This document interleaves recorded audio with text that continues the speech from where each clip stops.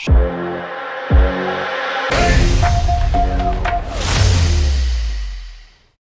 guys, I bet you guys don't know what holiday is coming up. Yeah, that's it. Halloween. Halloween has to me a great deal to do with board games, especially when it comes to role-playing. And I think that's part of the reason I became a stuntman was I love Halloween. And it was a perfect excuse to be able to dress up, to go play. And now I think it's another reason I love board games so much. One of our board games are going to be kind of a role-playing based game. And I think a lot of you guys out there that play D&D, I don't play D&D. I'm so sorry. I know I'm probably the only game developer out there that doesn't play D&D. I think I played one time. And it was like 2 hours just to fill out that character sheet. It was like I only had like 4 hours to go play the game anyway. But role-playing, it can be really cool. You dress up as your favorite character, you get to play that character in the game, and it just adds another element and so much more fun to board game design and playing games. I mean, my family and I absolutely love pirates. June 1st we go to Pirate Days in Ventura, Harbor City, put on by Pirates for Hire, and these guys are everywhere. They are like in LA one day, in Anchorage, Alaska the next day, and then they're just everywhere. And Ted Shred, thank you so much for putting on Pirate Days out there. Love you. Please keep doing it. And then we follow up the end of the month with Pirate Invasion, which is in Long Beach, California, and it's a huge event, it's like 2 days, and it's just insane pirate music and stuff. And thank God there's another one this year in Shoreline Village in Long Beach, a pirate festival. And you know, I put on Facebook that when I found out about it, I think I squealed a little bit, blamed it on the kids, and no, it was me. But here's some like cool pics. So here's a picture of us at Pirate Days, and here's some family pics at Pirate Invasion. And I show you guys this because one of our games actually is a pirate-based game for Mindrin. Go figure. Like you guys haven't seen some of the pirate hats I've been making and putting on Instagram, Facebook, and Twitter and all that stuff. Somehow those hats and or variations thereof are going to end up in that pirate Mindrin game. So that's why I bring that up. So, you know, stunt work was always something I enjoyed, and to me, I think this is part of the reason I wanted to get to this part of board game design, is the role-playing part. I just see people playing our game dressed up as their favorite character, being that character in the battle. I want to see that kind of stuff, and this is stuff that you can actually implement into your games too. Don't neglect it. Some of you guys might have just a party game, it's all good. Some of you guys might actually have an idea with a story like we talked about, you know, and people get familiar with their characters this way, but then they start to get their favorites, and then you get those following of, you know, I gotta be so-and-so, and I want to play this character when we play. So it's all very important. So with that said, gang, we are going to, I think what we're going to do today, I think we're going to take that Bullforge blade that we drew and used on the Glowforge. I think I'm going to try to make a polymer clay version of this so that you guys can see other ways to make game pieces. So stay tuned, and we're going to switch over here to some polymer clay. Okay guys, so what I have here, I have a hodgepodge of leftover polymer clay, and when you're ready, it's like 150 degrees outside in Los Angeles today, but we have to turn the oven on. To preheat your oven, you want to turn your oven on to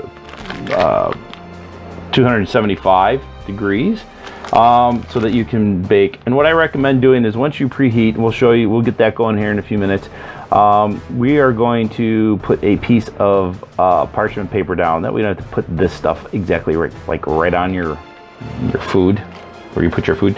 I always like to have like a a mat. I know this is for cutting craft mat, but it's really good for, because you can wash it afterwards, and I don't want this stuff on my desktop per se.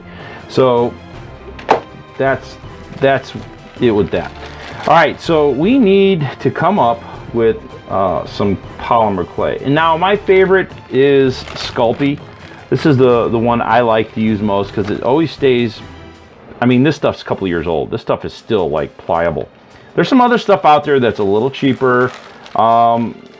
Craft Smart it's okay, but it's like, yeah, you really got to work this stuff.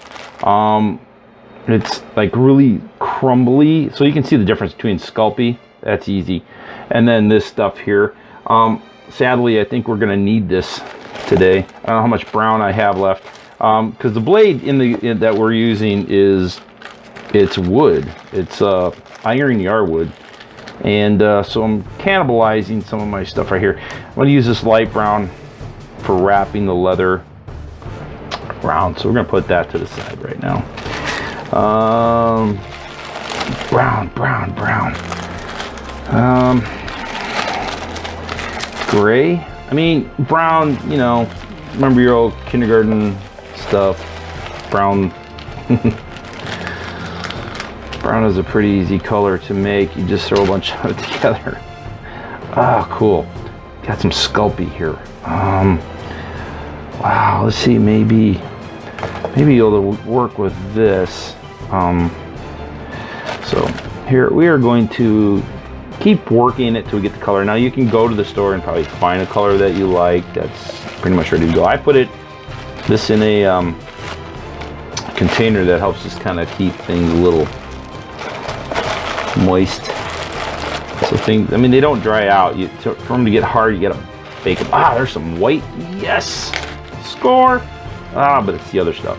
Okay, that's fine. Yeah, that's what I want. All right, so this stuff hopefully don't have to work. This one don't have to work as much. White, you're gonna use. I mean, this clay is, I don't know. Let's say about $3 or $4 at either Hobby Lobby. You can get it at Michael's. You can get it at Joann Fabric.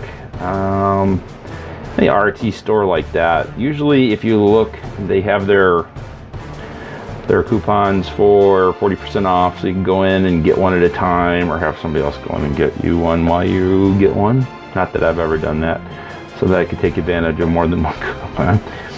I don't do that. I do. I don't do that. Whatever.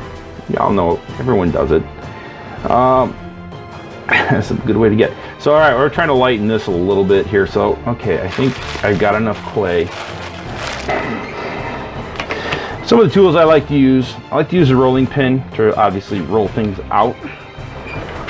It also helps me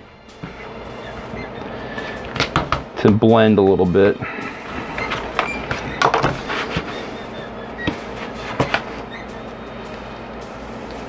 There's our Glowforge piece.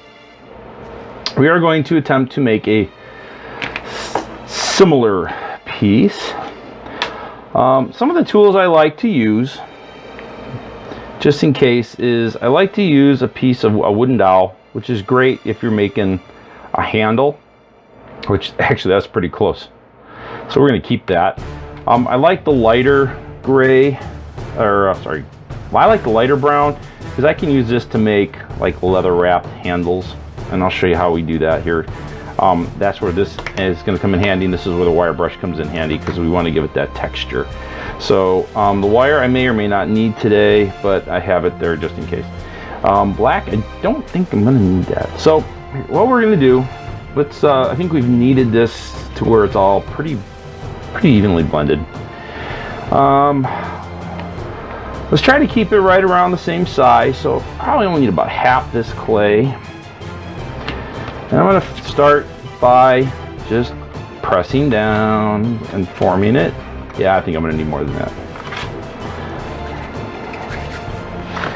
Alright, so we start pressing this down, start getting the overall look to this. I think the dogs are thinking that I have treats here. Guys, I'm not, this isn't food. This is clay. Can't eat this. I think it's non-toxic. I think you probably could and be fine, but let's not do that.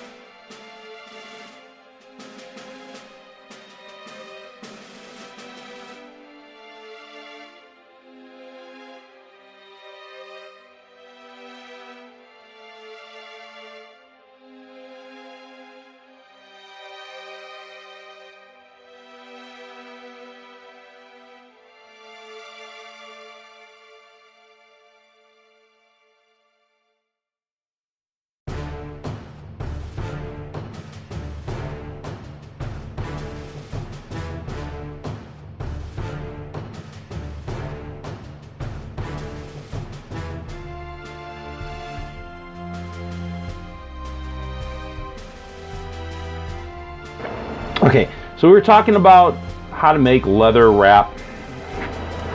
Let's start by incorporating this piece into our blade. Ooh, easier said than done. Okay.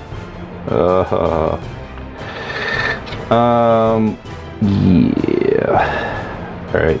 So we're gonna have to do a little mechanical work here. This might prove to be a little more difficult than I thought.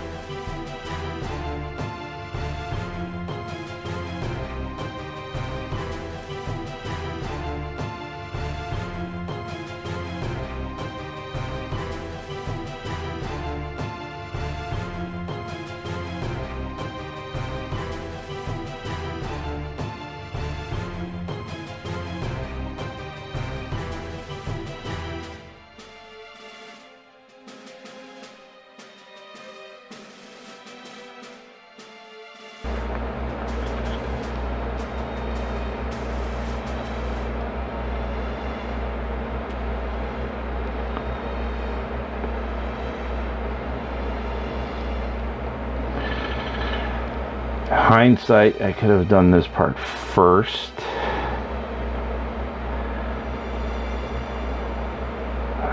May not have enough, guys. I'm going to take this out. I've got my strips of leather. All right, so, okay, starting over here, because I'm,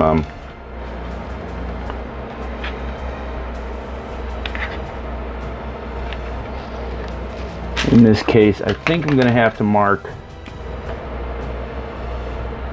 where the entrance point is on this. I don't need to wrap all the way to the end then. All right, so let's start over here. It's all trial and error in the beginning, guys. It's okay. I think we got it. We just needed to warm it up a little bit. All right, make it a little thinner because it is leather. Okay. Now,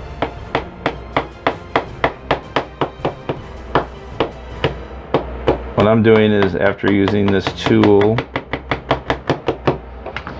gives it that leather look. Bingo, I think we got it, boys and girls.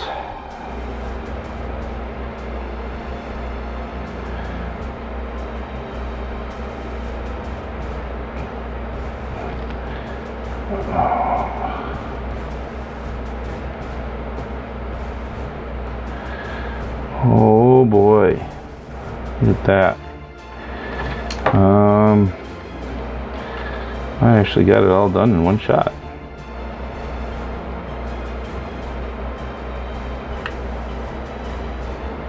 Check it out!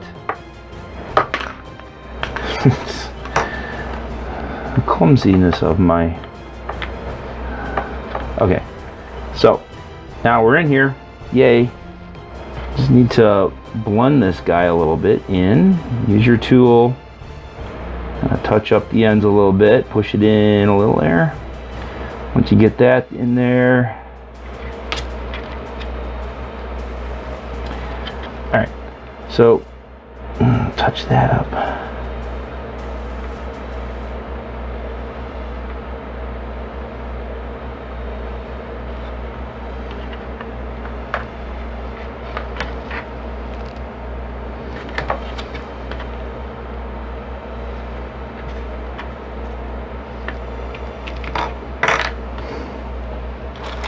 Ha! Alright guys, so dude, that actually went by pretty quick. While you're in this spot here, I mean, here's where you can finalize some of the detailing. I can use my tool here to give me a little bit more depth on the skin here. So you got, oh, where's the camera? I have no idea where my camera is. Oh guys, okay, there we go, let it focus. So maybe not. You can see a little bit, so because I'm looking upside down here. But this is kind of what we got so far. All in all, not bad. Trim this guy off a little bit. But again, this is archaic. You know, I mean, what I have going on here, it's supposed to. Oh, sorry, Indy, I almost ran over my dog. You okay, buddy? So this is what we've got so far. This is kind of our cool looking Bull Force blade. All right, let's go preheat the oven. Okay, so we have our polymer clay on a baking sheet and getting ready to go into a 270-degree oven. So when that goes in, we have 15 minutes to sit and finish our coffee. Still got about 10 more minutes for the polymer clay to finish cooking. Hey guys, the piece is out of the oven and it's cooling here on my desk at the moment, as you can see. It's still pretty hot. I think I can touch it. Okay. All right, I mean, so there you go. Not the prettiest, but I mean, it gets the point across. You can probably get a better view of it here. And at this point, you can go in, and if you want, you can do some painting on it if you like to get a little. Now, of course, I did nothing on the back. If you want something on the back, you just need to fold it over and treat it the same as you did on the front. But just ever know that, you know, when you're sculpting, it's probably better to hold after you get it rounded to both sides, because it's a double-edged weapon. You're going to have to hold it probably here while you do your sculpting and get your detail in there. I just chose to do it this way because of time, and I just think it would be better this way, and it gets the point across. And so that's what we have so far right now. And this is just a prototype game piece. You can go in here with an X-Acto knife. You got to be very careful, guys, when you go in to sculpt it to finalize. You can go in here and use, okay, so like if I'm using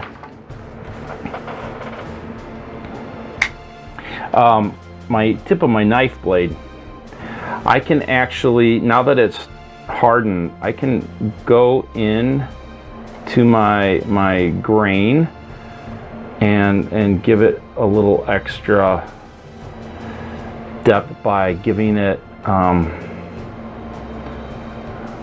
here. There's going to be a good view of this here in a second. Here, sorry guys, and you know, poor man's process. So see how I kind of used my blade here to give myself a little bit more grain. The lighting picks up a lot more of the defects. When the lights are off, it's not as bad. It's just, you know, it's because it's really high def and the lights really pick up some of the minor imperfections in there. But if I kind of turn it sideways, maybe not as bad. You get kind of that wood feel, you know. And mind you, you know, if I spend all day working on this, then yeah, it's going to look a little different. Probably a lot better. But you can see how the leather, you know, picked up some of the little skin pores on the skin because it's leather wrap, you know. But there's another idea for your game piece. So now you have a couple of different options. You've got, and I have no idea where I put the wooden one. It's somewhere floating around here. Go figure. But that's just another way to make a game piece. And now you can glue a base to it. You can, again, like, you know, you don't have to spend buku bucks on 3D printers. If you don't have a 3D laser printer itself to cut out, you know, cut pieces out of wood, you can go polymer clay. A lot of people do that. A lot of people make their little sculpties and make little things for their board game. And they're unique, and it gets the point across. And so that's just another way to do it. All right, guys. If you like this video, please give us a thumbs up. Make sure you hit that like and subscribe button. Follow us on social media at ROM Card Game and at Realms of Mindrin on Instagram, Facebook, and Twitter. Make sure you tune into next week, every Friday at 4 p.m. we will have a new video. And with that said, guys, I am out of here. We'll talk to you later, guys. Love you. Thanks for watching. Bye. I have my sword on fire.